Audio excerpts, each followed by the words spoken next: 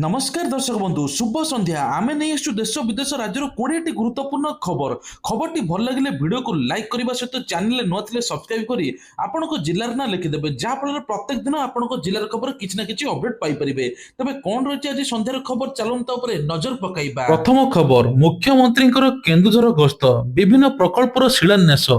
मुख्यमंत्री मोहन चरण माझी आज स्वतंत्र हेलिकप्टर भुवनेश्वर आसी घटगाँ पहुंचा पर एक विराट शोभा माँ तारिणी पीठ को जाई सेठारे माँ को दर्शन एवं पूजार्चना करिसंती।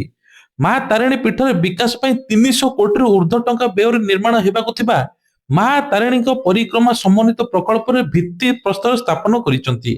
एथिरे पाखापाखि 60 एकर अंचल विकास कराजिबो। माँ तारिणी मंदिर संलग्न अंचल विकास सहित यात्री सुविधा पई पाखापाखि अंचल अनेक आनुषंगिक व्यवस्था मध्य कराଯାଇଛି। पार्किंग व्यवस्था अहरह जल जोगाण विद्युत एवं आलोकीकरण ड्रेन सुविधा मंदिर सीमावर्ती प्राचीर निर्माण आलोक ध्वनि व्यवस्था सहित यात्री श्रृंखलित दर्शन किभଳି यात्री रेस्ट नेबाई कि विभिन्न प्रकार कहुछि। बृहत पुष्करणी विकास छोट पुष्करणी तथा मंदिर पछपट पास्कर शिशु खेल पड़िया निकटस्थ सुदृढ़ करने आहरी योजना होइछि मुख्यमंत्री मोहन चरण माझी कहते। परवर्ती खबर खसुची पारद बढ़ुची शीत जाड़े थरुची सारा ओडिशा उपकूल आरंभ कर आभ्यंतरीण जाए सबुठी थंडा आगक आहरी बढ़ शीत। सुंदरगढ़ जिला बणाई प्रबल शीत अनुभूत होती सेपटे राज्य विभिन्न जिले में 10 डिग्री तलक रही जाड़े थड़िब ओडिशा। तेज विशेषकर सबुठ अधिक सुंदरगढ़ में 8 डिग्री तले रही शीतर रक्षा पाइबा निआं पुई होउचंती लोके सकाळु मध्य प्रबल भिड़ लोकंकर। तेबे एपटे सरकार चेतावनी देइचंती राति भोर समय गाड़ी चलाइले गाड़ी हेडलाइट लगे चलांतु गाड़ी धीर स्थिर चलांतु घन कुहुड़ी जो एक्सीडेंट हेबार बहुत चांस अच्छे। परवर्ती खबर बढ़ुचे बारबाटी रोमांच एपटे खेल पड़िया आसिक पहुंची गलानी खेलाड़ी माने प्रैक्टिस चली। हार्दिक पांड्या को देखा मिली कटक बारबाटी स्टाडियम रे आरंभ होइछि काउंटडाउन मझे आउ मात्र गोटे दिन। तबे 9 तारिख में बारबाटी टक्कर मुहांमुही हेबे भारत और दक्षिण आफ्रिका। प्रस्तुति चूड़ांत प्रक्रिया रे आज दुई दलर सबु खेलाड़ी आसी पहुंचे। तेबे 5 तारिख में दक्षिण आफ्रिका खेलाड़ी पहुंची जाइथिले। गतकाली हार्दिक पांड्या पहुंचले आज प्रैक्टिस चलती। ओसीए पक्षर खेलाड़ी को स्वागत करने व्यापक व्यवस्था कराई। कड़ा सुरक्षा व्यवस्था खेलाड़ी मान विमान बंदर होटेल को अणागला। गतकाली पांड्या आसता बेले रास्तार विभिन्न स्थान फैन मान भिड़ जमीला। परवर्ती खबर थमुनी इंडिगो संकट इंडिगोर व्यापक विमान बातिल हेबा परे वर्तमान यह मामलाटी राजनीतिक प्रशासनिक स्तर में गंभीर हेबारे लागिछि।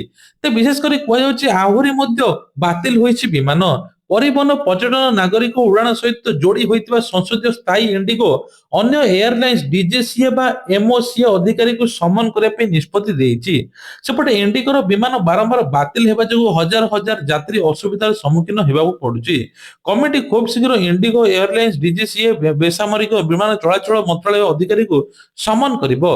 एसहित भविष्य में एपरी परिस्थिति पुनरावृत्ति न हेबा कोन पदक्षेप निया जाय पारे ता सहित कमिटी जांच करिवो।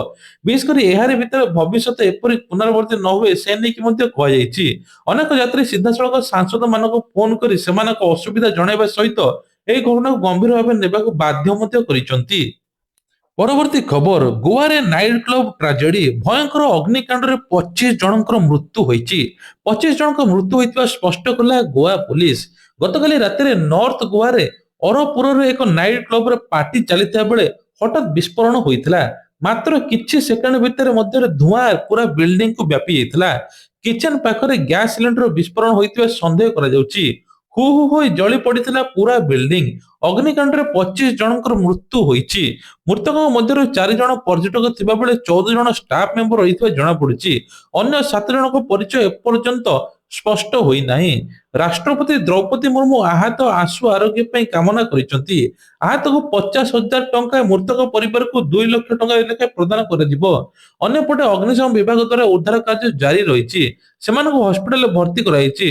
घटनार तदंत निर्देश देइछंती गोवा मुख्यमंत्री। गैस टांकी फाटला ना आउ को कारण निया लागिला तार अनुध्यान मते चलिछि। राति गोटा बेले होइतिला एही विस्फोरण।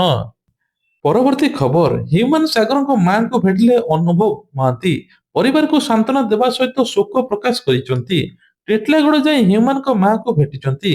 ह्यूमन को बिना सिनेमा जगत कल्पना करा जाई न पारे। ହ୍ୟୁମାନ ସାଗରଙ୍କ ମୃତ୍ୟୁକୁ ନେଇ ଓଡିଶା କ୍ଷତି ହୋଇଛି କହିଛନ୍ତି ଅନୁଭବ। ପରେ କବରସ୍ଥଳକୁ ଯାଇ ହ୍ୟୁମାନ ସାଗରଙ୍କ କବରରେ ଶ୍ରଦ୍ଧାଞ୍ଜଳି ମଧ୍ୟ ଦେଇଛନ୍ତି। ତାପରେ କହିଛନ୍ତି ମୁଖ୍ୟମନ୍ତ୍ରୀଙ୍କୁ ମୁଁ ଅପିଲ କରିବି ଏହି ଘଟଣାର ତଦନ୍ତ ଖୁବ୍ ଜଲଦି କରାଯାଉ। କଣ ଏହା ପଛରେ ଲୁଚି ରହିଛି ସେ ନେଇକି ତଦନ୍ତ କଲେ ସବୁଠୁ ଭଲ ଓଡିଶାବାସୀ ମଧ୍ୟ ଜାଣିପାରିବେ। ପରବର୍ତ୍ତୀ ଖବର, କେନ୍ଦ୍ର ସରକାରଙ୍କର ଏଚବିଆଇ ଯୋଜନା ବହୁତ କମ ସୁଧରେ ଘର କିଣିବାର ସୁଯୋଗ। ସମସ୍ତଙ୍କର ନିଜ ଘର କରିବାର ସ୍ୱପ୍ନ ଥାଏ, କିନ୍ତୁ ଜମି ଘରର ଦିନକୁ ଦିନ ବଢୁଥିବାରୁ ସାଧାରଣ ପରିବାର ମନରେ ଘର କିଣିବା କଷ୍ଟସାଧ୍ୟ ହୋଇପଡୁଛି। ଏହି ଅସୁବିଧାକୁ ଧ୍ୟାନରେ ରଖି କେନ୍ଦ୍ର ସରକାର ତାଙ୍କ କର୍ମଚାରୀଙ୍କ ପାଇଁ ହାଉସ ବିଲ୍ଡିଂ ଆଡଭାନ୍ସ ବା ଏଚବିଆଇ ଯୋଜନା ଆଣିଛନ୍ତି। ଏହି ଯୋଜନା ଅଧୀନରେ କର୍ମଚାରୀ ଅତ୍ୟନ୍ତ କମ ସୁଧରେ ଘର ନିର୍ମାଣ କିମ୍ବା ନବୀକରଣ ପାଇଁ ଋଣ ନେଇପାରିବେ। ଏଚବିଆଇ ଯୋଜନା କଣ? କେନ୍ଦ୍ର ସରକାର କର୍ମଚାରୀଙ୍କ ପାଇଁ ଗୃହ ଋଣ ସହାୟତା ଯୋଜନା। ଏ ଯୋଜନାରେ ନୂଆ ଘର ନିର୍ମାଣ, ପୁରୁଣା ଘର କିଣିବା, ଘର ନବୀକରଣ, ଘର ବିସ୍ତାର କରିବା ପାଇଁ ବିଭିନ୍ନ ପ୍ରକାର କମ ସୁଧରେ ଋଣ ଦିଆଯାଇପାରିବ। ସରକାର ଏଚବିଆଇ ର ସୀମା ବଢାଇଛନ୍ତି। କର୍ମଚାରୀମାନେ ଏବେ ମୂଳ ଦରମା ଡିଏ ଏବଂ 34 ଗୁଣା କିମ୍ବା ସର୍ବାଧିକ 25 ଲକ୍ଷ ଟଙ୍କା ପାଇପାରିବେ। ସେ ପୁଣି ବି କମ ସୁଧରେ 5 ରୁ 6% ସୁଧ ହାରରେ ପାଇବେ। ଏହି ସବୁ କଥା ଏଚବିଆଇ କେଉଁ ଯୋଗ୍ୟ ସଦସ୍ୟ ପାଇବେ? କମ ସେ କମ 5 ବର୍ଷ ଚାକିରି ଥିବା କେନ୍ଦ୍ର ସରକାରୀ କର୍ମଚାରୀ ଥିବେ। ତେବେ ତା ସହିତ କେବେ ସରକାରୀ ଘର ଯୋଜନାରେ ଲାଭ ନ ନେଇଥିବେ। ନିର୍ଦ୍ଦିଷ୍ଟ ସର୍ତ୍ତରେ ଅସ୍ଥାୟୀ କର୍ମଚାରୀ ମଧ୍ୟ ଥିବେ। ସ୍ୱାମୀ ସ୍ତ୍ରୀ ଉଭୟ କର୍ମଚାରୀ ଥିଲେ ମଧ୍ୟ କେବଳ ଜଣେ ଏଚବିଆଇ ଯୋଜନାର ଲାଭ ପାଇପାରିବେ। ପରବର୍ତ୍ତୀ ଖବର, ତେବେ ଦିଲ୍ଲୀ ପ୍ରଦୂଷଣ ଏକ ସମସ୍ୟା। ସିଏମ ରେଖା ଗୁପ୍ତା ବିବୃତ୍ତି ଦେଇଛନ୍ତି। ଦିଲ୍ଲୀରେ ପ୍ରଦୂଷଣ ଚାଲୁଥିବା ଲୋକଙ୍କୁ ଏବେ ବେହାଲ କରିଦେଇଛି। ଲୋକମାନେ ନିଶ୍ୱାସ ନେଇ ପାରୁନାହାନ୍ତି, ଆଖିରେ ଲୁହ ବାହାରୁଛି। ଏଥିପାଇଁ ସ୍କୁଲ ମଧ୍ୟ କିଛି ଦିନ ପୂର୍ବେ ବନ୍ଦ ଥିଲା। ଅଫିସ ମଧ୍ୟ 50% ଲୋକ ଯାଉଥିଲେ। ତେବେ ସିଏମ ରେଖା ଗୁପ୍ତା କହିଛନ୍ତି ଏହା ଆଜିର ସମସ୍ୟା ନୁହେଁ, ବର୍ଷ ବର୍ଷ ଧରି ଚାଲି ଆସୁଥିବା ଏକ ଲିଗେସି ପ୍ରୋବ୍ଲେମ କୁହାଯାଉଛି, ଯାହାକୁ ହଠାତ୍ ଦେଇ ଶେଷ କରିବା ସମ୍ଭବ ନୁହେଁ। ସିଏମ ଦେଇଥିବା ସୂଚନା ଅନୁସାରେ ପ୍ରଦୂଷଣ ବିବୃତ୍ତିରେ ଖୁବ୍ ଶୀଘ୍ର ଏହାର କାରଣ ମଧ୍ୟ ଅଛି। Traffic dust, open bonding, factory ଧୂଆଁ ଅନ୍ୟାନ୍ୟ କାରଣ। ସେ କହିଛନ୍ତି ପ୍ରଦୂଷଣକୁ ରୋକିବା ପାଇଁ ଗୋଟିଏ ନିୟନ୍ତ୍ରଣ କରିବା ନୁହେଁ, ଏହାର ନିରନ୍ତର ଚିନ୍ତା କରିବା ଉଚିତ। ଜନସଂଖ୍ୟା ଏବଂ ଟ୍ରାଫିକ ପ୍ରମୁଖ ଚ୍ୟାଲେଞ୍ଜ। ଦିଲ୍ଲୀରେ ଏକ ବଡ଼ ସହର ଯେଉଁଠାରେ ଜନସଂଖ୍ୟା ଦ୍ରୁତ ବଢୁଛି। ସହର ଗାଡି ମାତ୍ରା ବହୁତ 3 ଗୁଣା ବଢି ଚାଲିଛି। ଟ୍ରାଫିକ ଜାମ, ଗାଡିର ପ୍ରଦୂଷଣ ବି ପରିବେଶକୁ ଖୁବ୍ ଶୀଘ୍ର ପ୍ରଭାବିତ କରୁଛି। ତା ସହିତ ଇଲେକ୍ଟ୍ରିକ ବସ୍ ଇଭି ପ୍ରଚାର କରାଯାଉଛି। ଅଧିକରୁ ଅଧିକ ଇଲେକ୍ଟ୍ରିକ ବସ୍ ଇଭି ଗାଡି ଚଲେଇବା ଦରକାର ବୋଲି କୁହାଯାଉଛି।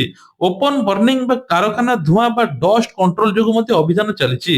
10 ମାସ ଭିତରେ ସରକାର ପ୍ରଦୂଷଣ ନିୟନ୍ତ୍ରଣ ଦିଗରେ ଅଭୂତପୂର୍ବ କାମ କରୁଛନ୍ତି। ଦ୍ୱାଦଶ ପର୍ଯ୍ୟନ୍ତ ପଢିବାକୁ ଲାଗୁଛି 22 ଲକ୍ଷ। କେମିତି ମଧ୍ୟବିତ୍ତଙ୍କ ଅଣ୍ଟା ଭାଙ୍ଗିଲାଣି ଘରୋଇ ସ୍କୁଲ। ଭାଇରାଲ ହେଉଛି ସିଏମଙ୍କ ପୋଷ୍ଟ। ଭାରତର ମଧ୍ୟବିତ୍ତ ପରିବାର ପାଇଁ ଶିକ୍ଷା ସର୍ବଦା ପ୍ରାଥମିକତା ରହି ଆସୁଛି। 2025 ଏକ ଆଶ୍ଚର୍ଯ୍ୟଜନକ ଖବର ସାମ୍ନାକୁ ଆସିଛି। ଜଣେ ଚାର୍ଟାର୍ଡ ଆକାଉଣ୍ଟାଣ୍ଟ ଶିକ୍ଷୟିତ୍ରୀ ମିହାଲ ଗୋଏଲ କହିଛନ୍ତି ଯେ ସାରା ଦେଶରେ ଏବେ ପ୍ରାଇଭେଟ ସ୍କୁଲ, ପ୍ରାଇଭେଟ କଲେଜରେ ମଧ୍ୟ ବିଭିନ୍ନ ବଢୁଛି ଦର। ମନ ଇଚ୍ଛା ଦର ବଢାଉଛନ୍ତି, ଯାହା ଫଳରେ ଗୋଟେ ଗରିବ ମଧ୍ୟମ ଶ୍ରେଣୀ ଲୋକଟେ ପାଠ ପଢାଇ ପାରୁନାହିଁ। ବହୁତ ଘର ଜାଗା ବାଡି ବିକ୍ରି କରି ପାଠ ପଢାଉଛି। ପ୍ରାଥମିକ ବିଦ୍ୟାଳୟରେ ପାଖାପାଖି 6 ଲକ୍ଷ ଟଙ୍କା, ମଧ୍ୟମ ବିଦ୍ୟାଳୟରେ ପାଖାପାଖି 8 ଲକ୍ଷ ଟଙ୍କା, ଉଚ୍ଚ ବିଦ୍ୟାଳୟରେ 9 ଲକ୍ଷ ଟଙ୍କା, ମୋଟ 20 ରୁ 22 ଲକ୍ଷ ଟଙ୍କା ଖର୍ଚ୍ଚ ହଉଛି। ତା ବାଦେ ୟୁନିଫର୍ମ, ପାଠ ପଢା, ପରିବହନ, ଗ୍ୟାଜେଟ ଏବଂ କୋଚିଂ ସେଗୁଡା ସବୁ ମିଶାଇ ଦେଲେ ପାଖାପାଖି 25 ଲକ୍ଷ ଭିତରେ ଖର୍ଚ୍ଚ ହେଉଛି ବୋଲି କୁହାଯାଉଛି। ଦିନକୁ ଦିନ ପ୍ରାଇଭେଟ ସ୍କୁଲ ମାନଙ୍କର ମନ ଇଚ୍ଛା ଦର ବଢିବା ଯୋଗୁରୁ ସରକାର ୟା ଉପରେ କୌଣସି ଗୋଟେ କାର୍ଯ୍ୟାନୁଷ୍ଠାନ ନିଅନ୍ତୁ, ଯାହାଫଳରେ ସରକାର ଗୋଟିଏ ଫିକ୍ସ କଲେ, ଯାହାଫଳରେ ଗରିବ ଲୋକ, ମଧ୍ୟବିତ୍ତ ଲୋକ ଉପକୃତ ହୋଇପାରିବେ। ପରବର୍ତ୍ତୀ ଖବର, 8 ପେ କମିଶନ କେତେ ବଢିବ ଦରମା? ସଂଶୋଧନ ଉପରେ ସରକାରଙ୍କର ବଡ ବୟାନ। ଉପକୃତ ହେବେ 1 କୋଟି ପରିବାର।